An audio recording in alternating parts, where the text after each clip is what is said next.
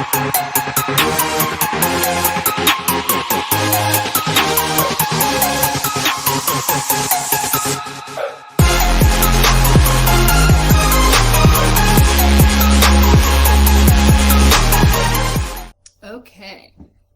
Facebook, we are live. Instagram, we are live. Good morning, everyone. Welcome to the PT on Ice Daily Show. My name is Julie Brower, and I am currently serving as a TA for the Modern Management of Older Adult, and that is alongside our awesome faculty, Christina Previtt and Dustin Jones. So, given that Wednesday is Jerry on Ice Day, we are going to kind of just briefly go over all the exciting things happening in the MMOA space. So our next 8-week online cohort starts on June 23rd. Our last cohort sold out like 3 weeks ahead of time. So if you're interested, I would totally jump on this ASAP because no doubt it's going to sell out. Speaking of sexy, MMOA Live, you guys, it is going through this massive sexy revamp, and someone should definitely count how many times I say sexy today. Revamp, MMOA Live. We have new labs and content on power training and falls preparedness. It's going to be so awesome, and we're so excited to bring that to you guys. So come check us out on the road. June 5th and 6th, we are in Olney, Maryland. On June 19th and 20th, we're in Mesa, Arizona. And then August 21st and 22nd, we're in Evans, Georgia. So go ahead, ptonice.com to sign up for those. If you have any questions about these courses, as always, just reach out to any of us and ask us questions. So to dive into our topic today, PT in the ICU is sexy, but PT on the gen med floors is sexiest.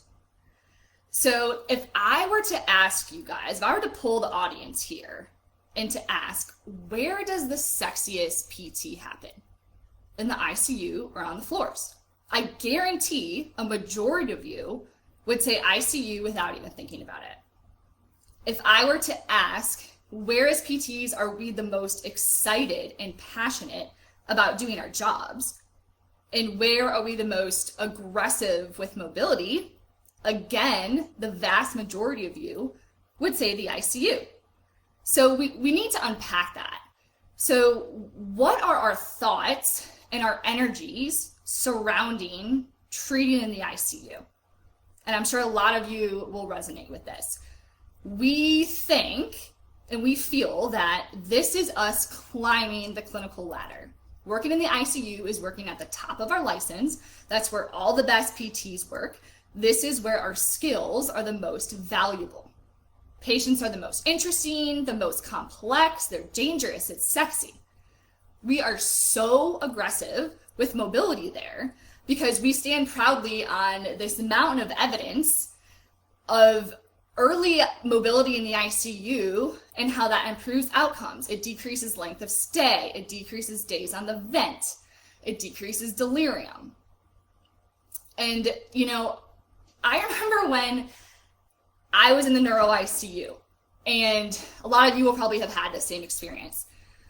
And I did this perfectly executed squat pivot transfer with a patient who just had a CVA. They were agitated, vented, Spanish speaking only, and had an EVD in. And, you know, I'm dripping in sweat. I'm incredibly fearful. I do this perfectly executed transfer. And afterwards, I was like, hot damn, that was the sexiest thing I've done in my career. You know, that was such a huge accomplishment. And I was so ready. I was like, come on, like who's next? Like, I want to go in there and do that every single day. So think about that. And again, I know so many of you guys experience, and you do that on the daily. Compare that to our thoughts and our energy surrounding treating floor patients. So, you know, who are these patients? The people that come front of mind for me are our post-op surgical patients. So cervical surgeries, lumbar surgeries, our post-op total joint patients. So a total hip, a total knee. And what do we think about that? Like, what is your guys' visceral reaction when you think about treating those patients all day? Cookie cutter, boring. I go in and, it's pretty.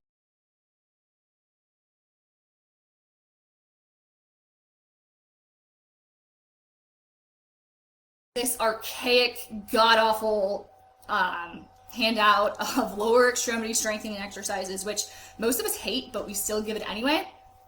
And that's about it, right? Like, we're not super pumped up about it. I think about our stroke rule-outs. I think about falls. But the majority of these gen med patients, the med surg patients, are those folks with progressive debility due to their chronic disease burden. They're super sick. They have tons of comorbidities. Like, how do we feel about them? Like, what's our visceral reaction treating them?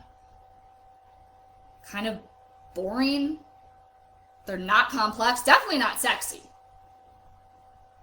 A lot of these folks we consider are inappropriate consults because sometimes by the time that we're consulted, they are walking to the bathroom. They're considered at their baseline. And we screen them out saying that we don't need to see them. Or we look at this as an awesome opportunity to go in and get a quick billable unit. Like, I've been there, you guys are totally there. Like, they're ambulating to the bathroom, they're gonna go home.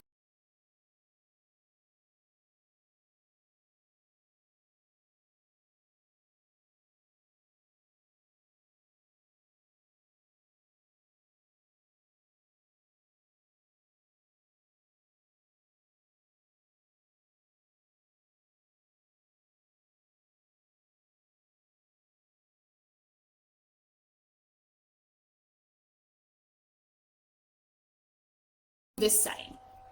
But on the same token, like, this is where we have the most room to grow and to elevate our practice. We need to realize that if we are going to bring excellence to the setting, if we are going to choose to bring the same passion, energy, excitement, aggression that we have in the ICU to our floor patients, our role becomes so much bigger and sexier than going in there just to make a discharge recommendation and getting out. Like, our role here becomes, how do we leverage their sickness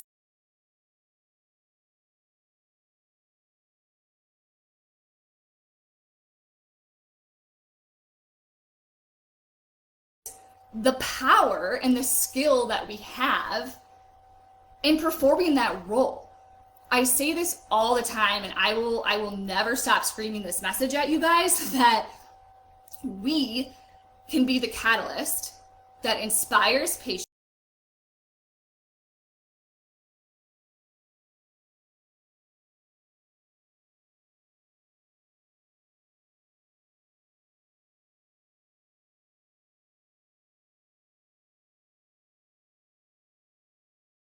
in the hospital.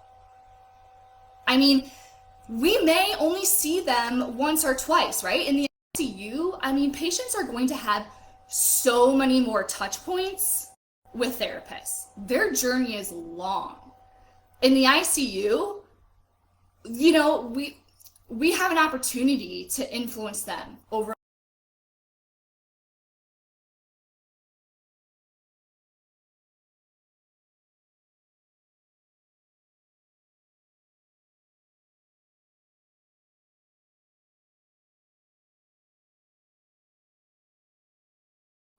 and change their outcome. Plus, we literally have no idea what their next PT provider is going to do. We don't know if they're fitness forward. We don't know if they're going to do a good job. I mean, personally, unless I know exactly who I'm referring to and I'm using the network of home health or outpatient PTs that I know, I don't trust anybody. I know that I need to be the one to look at their chronic disease. Their issues are my problem. This is my job to get in there and make meaningful change here and now. We have to assume that we are going to be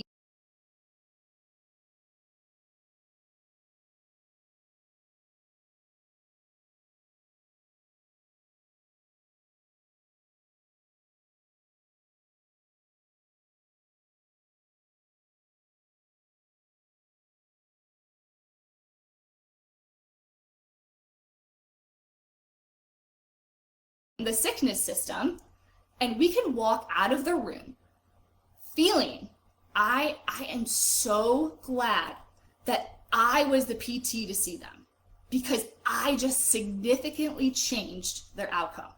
I'm so glad it was me, that I got in there before they discharged. Like, that is the sexiest PT there is, you guys. Like, are you telling me that's not working top of license? That we can influence their lives in 1 or 2 visits? So what does this look like?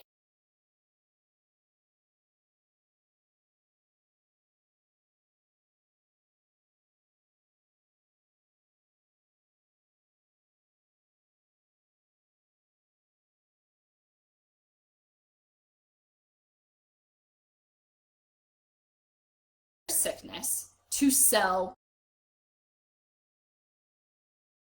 extensively about this already in the space of how we do this with patients who have back pain in acute care, and what to do with patients post-op lumbar surgery, bringing a fitness forward approach and influencing their outcomes.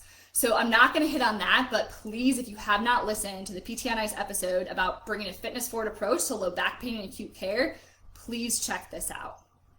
But what I want to more so focus on are the vast majority of patients on the gen med floors that just have chronic disease.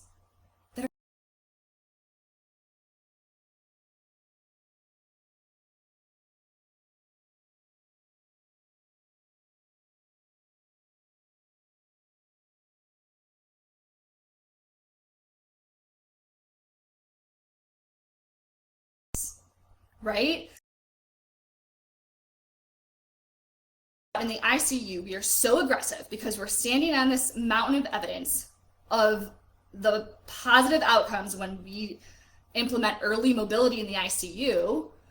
Like, do we not realize, you guys, that we are all standing, and maybe we're like asleep while we're standing up there, on an even taller mountain of evidence of lifestyle modification, exercise, diet, sleep, stress management, and its ability to treat, prevent, and reverse chronic disease. Like, let's wake up and realize that we have a role here. I mean, how many chronic diseases? Hey, thanks for tuning in to the PT on Ice Daily Show. If you enjoyed this content, head on over to iTunes and leave us a review. And be sure to check us out on Facebook and Instagram at the Institute of Clinical Excellence. If you're interested in getting plugged into more ICE content on a weekly basis while earning CEUs from home, check out our virtual ICE online mentorship program at ptonice.com. While you're there, sign up for our Hump Day Hustling newsletter for a free email every Wednesday morning with our top 5 research articles and social media posts that we think are worth reading. Head over to ptonice.com and scroll to the bottom of the page to sign up.